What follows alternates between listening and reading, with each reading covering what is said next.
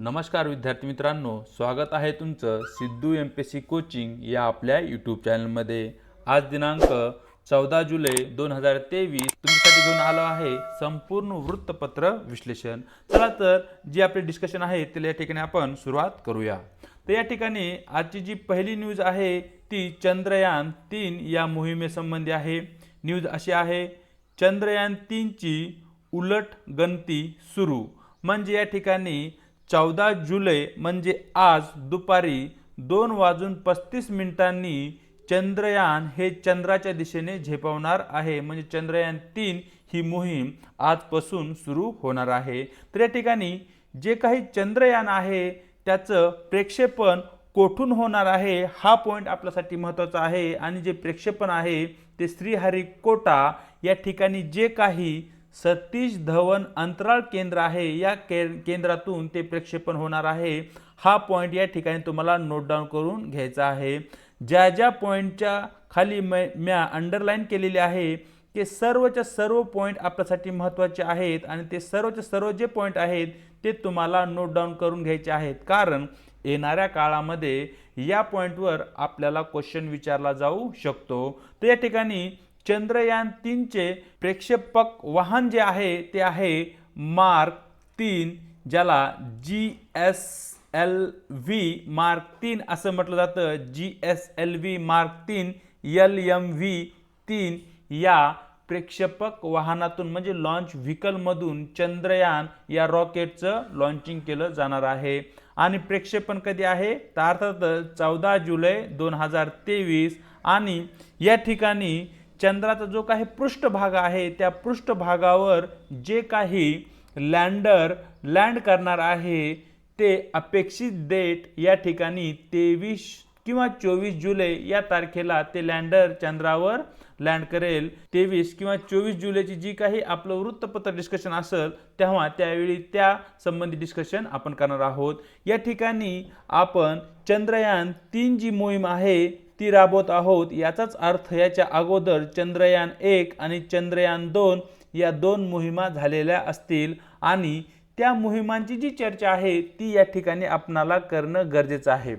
सर्वप्रथम या ठिकाणी आपण चर्चा करूया ती आहे चंद्रयान 1 या मोहिमेसंबंधी। चंद्रयान 1 या मोहिमेची जी घोषणा आहे ती 15 ऑगस्ट 2003 मध्ये करण्यात आली होती आणि ती घोषणा जी आहे ती पंतप्रधान अटल बिहारी वाजपेयी यांनी केली होती। हा पॉइंट आपल्यासाठी महत्त्वाचा आहे। त्यानंतर या ठिकाणी जे काही लॉन्च व्हेकल आहे ते लॉन्च व्हेकल म्हणजे PSLV-C11 या लॉन्च व्हेकलचा वापर करण्यात आला होता। तर या ठिकाणी P म्हणजे पोलार सॅटेलाइट लॉन्च व्हेकल असं या ठिकाणी फुल फॉर्म होतो PSLVचा। आणि जे काही चंद्रयान आहे त्याचं जे प्रक्षेपण आहे ते कोठून केलं जाणार आहे तर ते सतीश धवन जे काही प्रक्षेपण केंद्र आपणाला श्रीहरिकोटा जे की आसाम मध्ये आहे या ठिकाणावर आहे, या ठिकाणाहून ते प्रक्षेपण केलं जाणार आहे। चंद्रयान 1, चंद्रयान 2 आणि चंद्रयान 3 किंवा इतर जे काही प्रक्षेपण आहेत ते श्रीहरिकोटा आसाम या ठिकाणी असणारे जे काही सतीश धवन केंद्र आहे या ठिकाणाहूनच केले जाते। हा जो पॉइंट आहे तो सर्व ठिकाणी कॉमन राहील, फक्त एका मोहिमेसाठी हा पॉइंट तुम्हाला लक्षात ठेवायचा आहे। आणि प्रत्येक मोहिमेमध्ये याच पॉइंटवरून काय केलं जाईल, जे काही प्रक्षेपण आहे ते प्रक्षेपण केलं जाईल।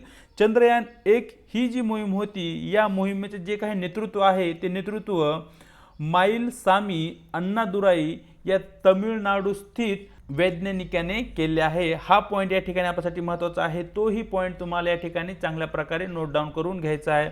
या ठिकाणी चंद्रयान 1 मध्ये जे काही साधने किंवा उपकरण आपण वापरले होते ती जी उपकरणे आहेत ती Bharat, America, Britain, Germany, Sweden, Bulgaria या देशांमधून ती उपकरणे आपण आणली होती आणि त्या उपकरणाचा वापर करून आपण चंद्रयान 1 मध्ये वापरलेली होती। पुढे जे चंद्रयान 1 आहे या चंद्रयान 1 या मोहिमेचे जे काही कार्य आहे ते कार्य म्हणजे चंद्राच्या ज्या काही रासायनिक अभिक्रिया आहेत किंवा रासायनिक घटक आहेत त्या घटकांचा अभ्यास करणे, त्याचबरोबर चंद्रावर कोणत्या प्रकारची खनिज संपदा आहे ती खनिज संपदेचा शोध घेणे आणि चंद्राचा जो काही पृष्ठभाग आहे त्या पृष्ठभागाचे भविष्यातील अभ्यासासाठी फोटो काढणे आणि त्याचबरोबर जिओलॉजिकल मॅपिंग म्हणजे जो काही चंद्राचा पृष्ठभाग आहे त्या पृष्ठभागाचा या ठिकाणी मॅप काढणे किंवा मॅपिंग करणे अशा प्रकारचे कार्य या ठिकाणी चंद्रयान 1 या मोहिमेचे असलेले दिसते।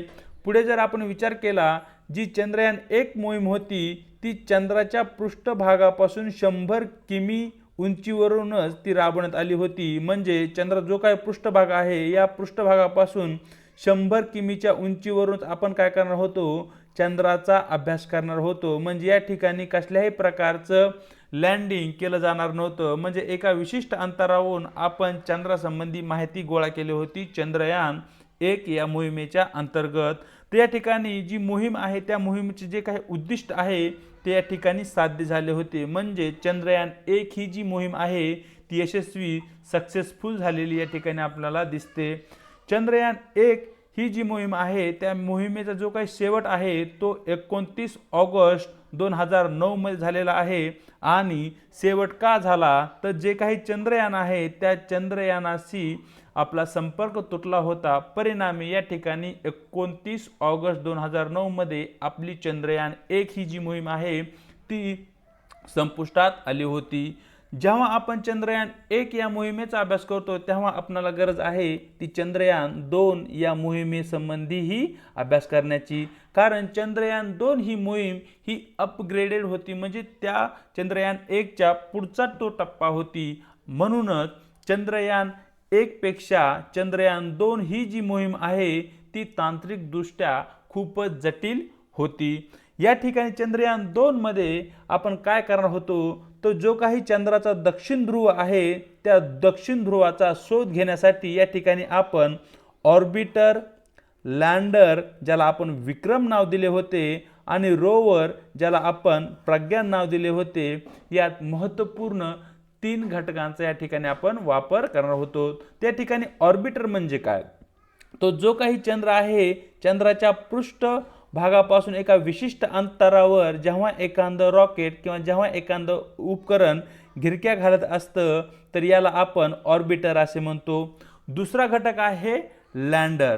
त्या ठिकाणी वरच्या पिक्चरमध्ये तुम्ही पाहू शकताय की ही जी साईड आहे याला आपण लँडर म्हणतो। म्हणजे जो काही चंद्राचा पृष्ठभाग आहे चंद्राच्या पृष्ठभागावर जे साधन लँड करते त्याला आपण लँडर म्हणतो, ज्याला आपण चंद्रयान 2 या मोहिमेमध्ये विक्रम असे नाव दिले होते। हा जो पॉइंट आहे तो तुम्हाला माहिती असला पाहिजे, तो जो पॉइंट आहे तो तुम्हाला या ठिकाणी नोट डाऊन करून घ्यायचा आहे। त्यानंतर आहे प्रज्ञान ज्याला आपण रोवर म्हणतो। तर या ठिकाणी या लँडर मधून एक छोटीशी गाडी बाहेर आलेली तुम्ही या ठिकाणी पाहू शकताय, याला आपण म्हणतो रोवर। म्हणजे हे जे रोवर आहे ते काय करल, चंद्राचा जो काही पृष्ठभाग आहे या पृष्ठभागाचा अभ्यास करल, या ठिकाणी विविध सॅम्पल ते कलेक्ट करल आणि तशा प्रकारची जी काही इन्फॉर्मेशन आहे ती पृथ्वी तलावर श्रीहरिकोटा श्री सतीश धवन प्रक्षेपण केंद्र या ठिकाणी पाठवल। म्हणजे या प्रकारे हे जे चंद्रयान 2 आहे ते कार्य करल।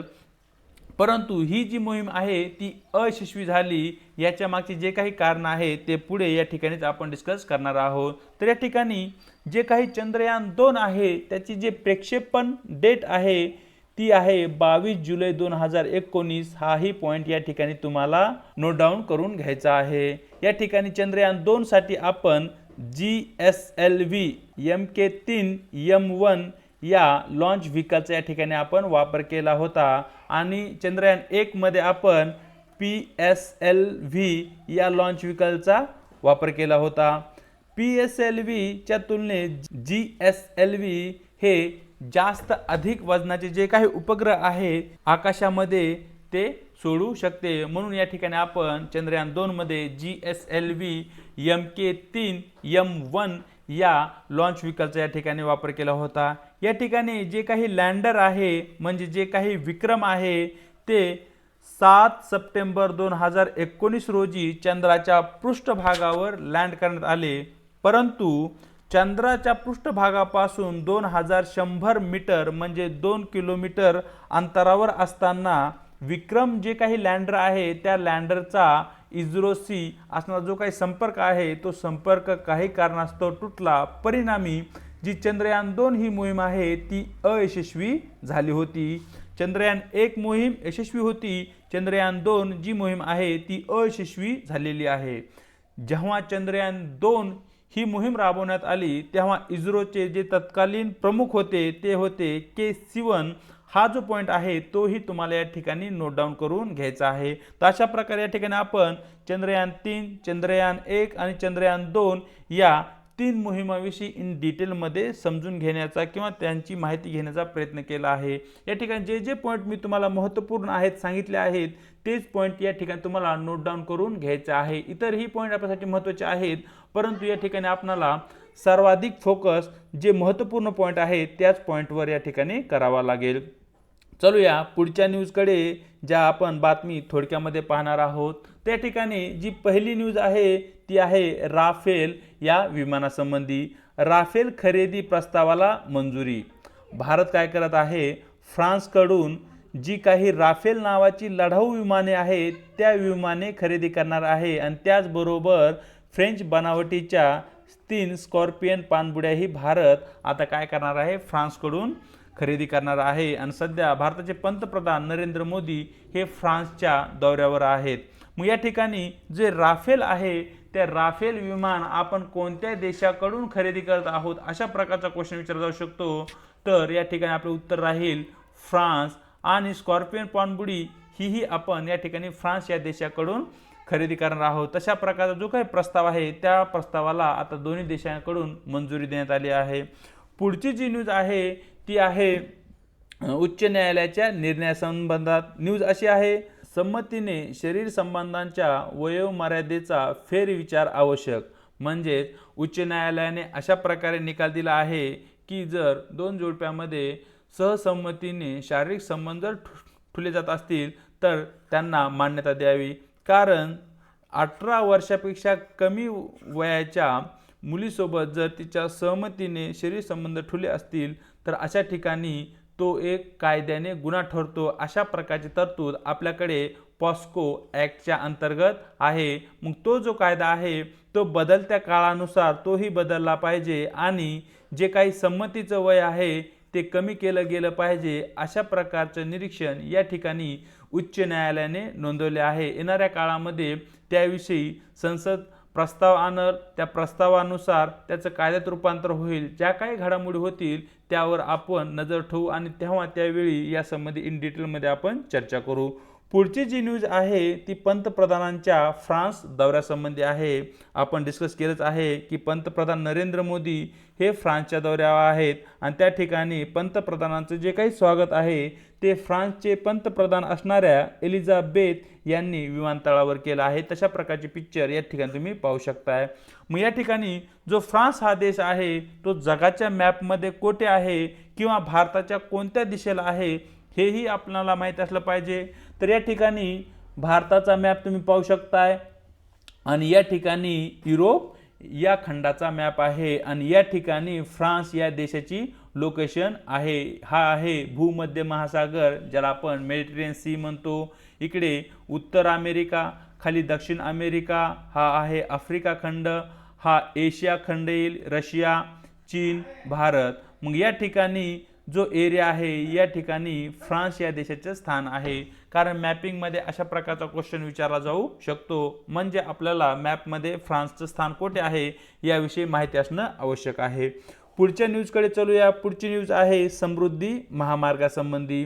अलीकडच्या काही दिवसामध्ये समृद्धी महामार्गावर अपघाताचे जे काही प्रमाण आहे ते खूपच मोठ्या प्रमाणावर होत आहे आणि याच्या मागचं जे मुख्य कारण आहे ते समोर आलं आहे. ते असे आहे की संमोहन.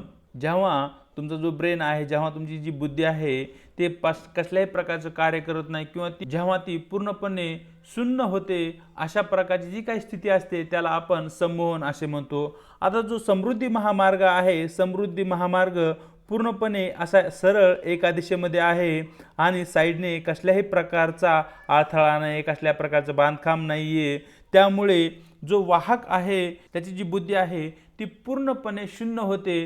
परिणामी एका ठराविक काळानंतर त्याची बुद्धी शून्य झाल्याने त्याचे वाहनावरील जे काही कंट्रोल आहे ते कंट्रोल कमी होते किंवा ते कंट्रोल राहत नाही, परिणामी अपघात होतो। अलीकडेच समृद्धी महामार्गावर जे काही विदर्भ ट्रॅव्हल्सचा अपघात झाला, यामध्ये 25हून अधिक प्रवाशांचा मृत्यू झाला। याच कारणामुळे समृद्धी महामार्गावर मोठ्या प्रमाणावर अपघात होत आहेत आणि ती अपघाताची मालिका जर कमी करायची असेल तर या ठिकाणी समृद्धी महामार्गावर संवहनासंबंधी आपणाला काहीतरी ॲक्टिव्हिटीज कराव्या लागतील, अशा प्रकारची ती न्यूज आहे। मग यासाठी राज्य सरकारकडून समृद्धी महामार्गाच्या कडेला अशा प्रकारचे फ्लॅग्स लावले जात आहेत, म्हणजे एक प्रकारे जो काही वाहक आहे त्याचं लक्ष या फ्लॅगकडे जाईल आणि या ठिकाणी जो संवहन आहे ती संवहनाची तीव्रता कमी होईल, परिणामी समृद्धी महामार्गावर जे काही अपघात होत आहेत त्या अपघाताचेही या ठिकाणी प्रमाण कमी होईल, अशा प्रकारची ती न्यूज आहे। पुढची न्यूज शेतकरी कर्जमाफी संदर्भात आहे। न्यूज अशी आहे, 2 कर्जमाफीनंतर कृषी कर्ज थकबाकीत पुन्हा मोठी वाढ, अशा प्रकारची ती न्यूज आहे। तर या ठिकाणी जे काही शेतकऱ्यांना कर्जमाफी देण्यात आली होती त्यासंबंधी ज्या काही योजना आहेत त्या योजना छत्रपती शिवाजी महाराज शेतकरी सन्मान योजना आणि दुसरी आहे महात्मा फुले शेतकरी सन्मान योजना, या 2 योजनाच्या अंतर्गत महाराष्ट्रातील जे काही शेतकरी आहे त्या शेतकऱ्यांना कर्जमाफी देण्यात आली होती।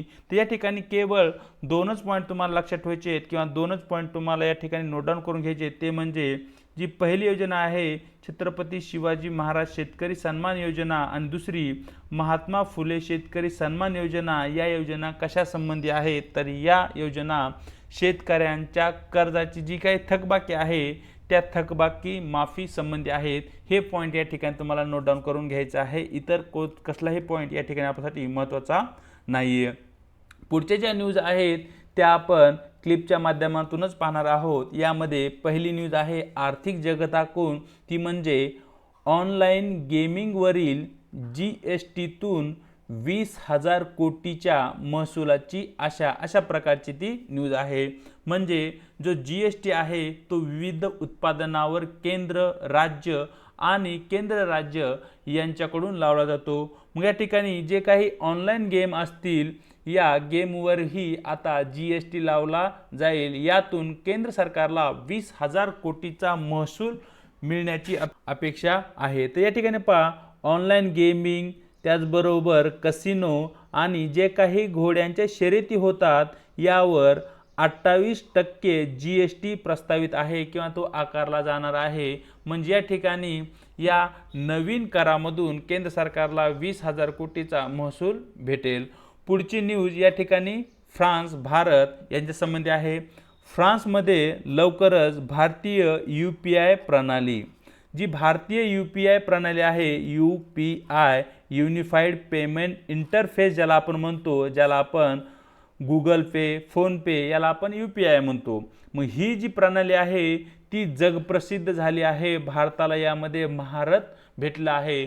मग ही जी प्रणाली आहे ती आता फ्रान्स या देशामध्येही लागू केली जाणार आहे आणि या ठिकाणी भारतीय तंत्रज्ञान आता जे काही प्रगत देश आहेत त्या प्रगत देशही स्वीकारत आहेत। या ठिकाणी अशा प्रकारे मित्रांनो, जे काही दिनांक 14 जुलैचं आपलं वृत्तपत्र डिस्कशन होतं ते डिस्कशन या ठिकाणी आपण केलं आहे। व्हिडिओ जर तुम्हाला आवडला असेल तर व्हिडिओला लाईक करायचे, व्हिडिओ संबंधी तुमच्या ज्या कमेंट आहेत त्या कमेंट बॉक्समध्ये कळवायच्या आहेत।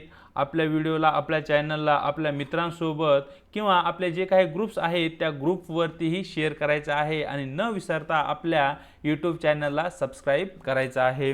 त्याचबरोबर जे काही न्यूजपेपरचं आपण डिस्कशन करतो त्या डिस्कशन संबंधी जी काही PDF आहे ती तुम्हाला आपल्या टेलिग्राम चॅनलवरती भेटून जाईल आणि टेलिग्राम चॅनल जी काही लिंक आहे ती तुम्हाला डिस्क्रिप्शन बॉक्समध्ये मिळेल। तर अशा प्रकारे आज इथेच थांबूया, भेटूया एका नवीन व्हिडिओ सोबत।